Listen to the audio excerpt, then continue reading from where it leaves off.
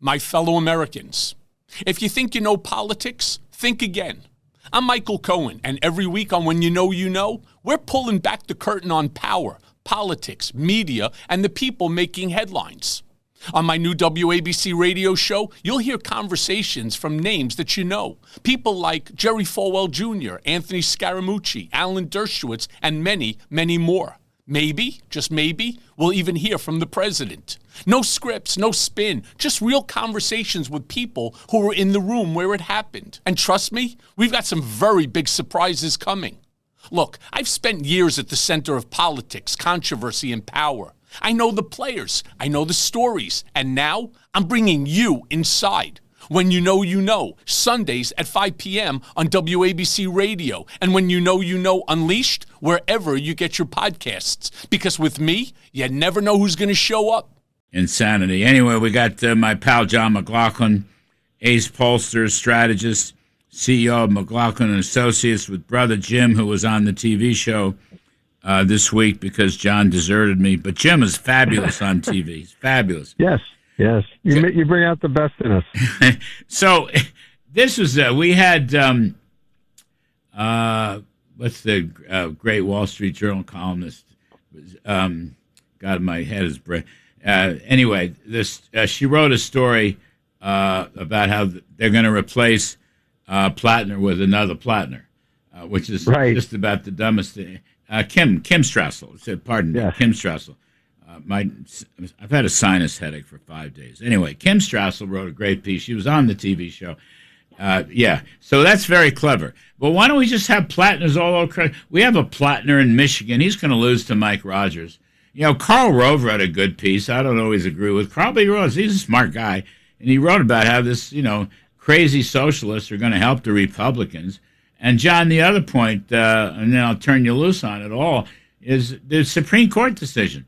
So the RNC and the Senate Campaign Committee and the House Campaign Committee, they can all pool their money together and, help the state-by-state candidates running for the House and the Senate.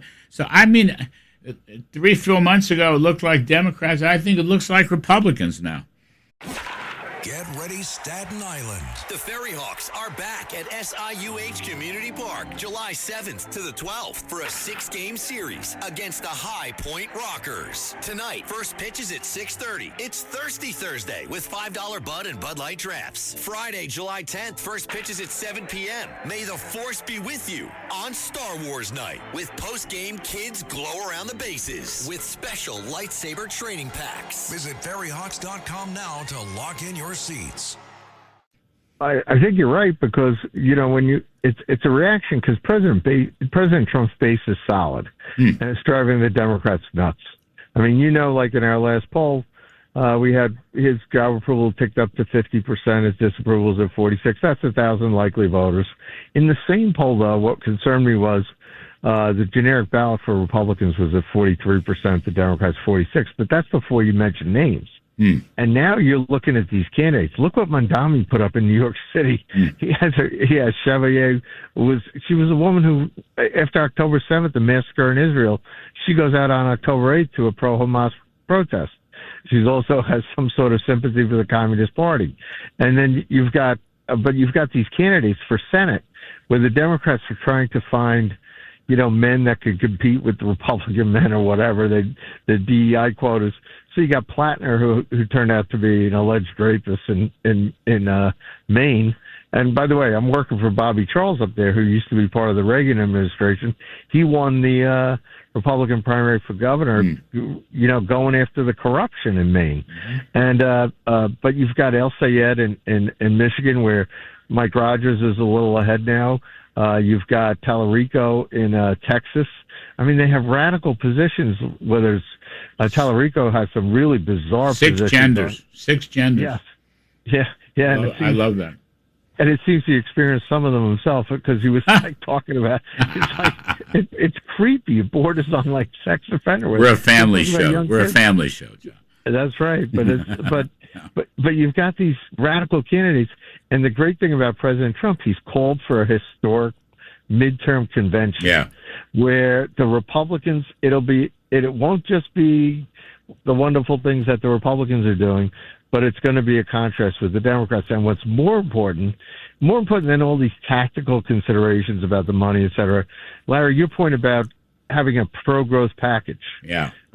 So President Trump, if he wants voter ID and citizens, proof of citizenship to vote, we ought to get in there and have your pro-growth package where you saw in our poll 62 to 16% they support indexing capital gains. They support reducing the number of brackets to cut taxes for middle Americans under 200 grand, 68% to 18%, and doubling the exemption for mortgage tax. That was 52 to 28. They support that. So they've got popular positions that would fuel the economy and create a great contrast with the Democrats who want higher taxes. And if the Democrats want to run on affordability, we need to say if you're for higher taxes, like Bernie Sanders, you can't be for affordability. I mean, that would be a sharp contrast. You got Democrats. By the way, you're right. Higher taxes is unaffordable. That's a really important point. I like that a lot. In fact, I'm going to work on that theme. You got a lot of Democrats in the Senate and the House and in the states who now want to jack up the tax on the so-called inheritance tax or the death tax. That's a big thing. You got, a lot of middle-class people save money all those years, might run a good business, have a good portfolio, and pass it on to their heirs. And here we're going to start taxing it, which would reduce investment and growth and jobs. So I like that a lot. John, how's Bruce Blakeman doing here? He's doing well. There was a poll out, Coefficient, an independent polling firm did a poll where Bruce was trailing 47-41, 6 points, within 6 points. And I'm seeing numbers around New York State for other candidates where her negatives are extremely high, and she's tied herself to Mondami. She just seems to be her, she's his puppet where she enables him with this deficit spending of, if they're $10 billion in debt in New York City, she just transfers the money over, regardless of the fact if it came from Buffalo or Syracuse or wherever. And now you got Mondami. He's putting out maps of ethnic communities in New York City. I forgot Italians. Leaves out Little Italy. He left out Woodlawn, where the Irish are from, where my ancestors came from. He's leaving out like Jewish neighborhoods. By the way, that's such important. I've made this point, John. This anti-Semitism, which is all about hate and bigotry for Jewish people, of course, in the state of Israel, but hate leads to hate, right? So exactly. It doesn't stop with Jewish people. And here you go. It goes to Italians. It goes to Irish. It goes to Catholics. I don't know if you read my pal Charlie Gasparino's column in the New York Post today, but it's all about the Little Italy thing, and Charlie's own parentage and groups. So this is just why it. And Trump is great. Godless communism. He gave these speeches around July 4th. I think things are looking up. Honestly, I really think things are looking up. The GOP's got to make hay on it. It's got to message it properly. But it has to be a contrast. I mean, the thing is, it can't just be us being defense and Trump's not on the ballot. We have to have a contrast with the Democrats.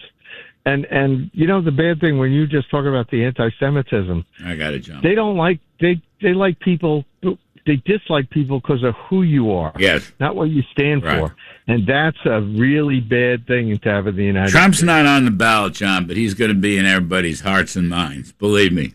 John McLaughlin, ace pollster, strategist, CEO, McLaughlin Associates, he and brother Jim. Thank you, John.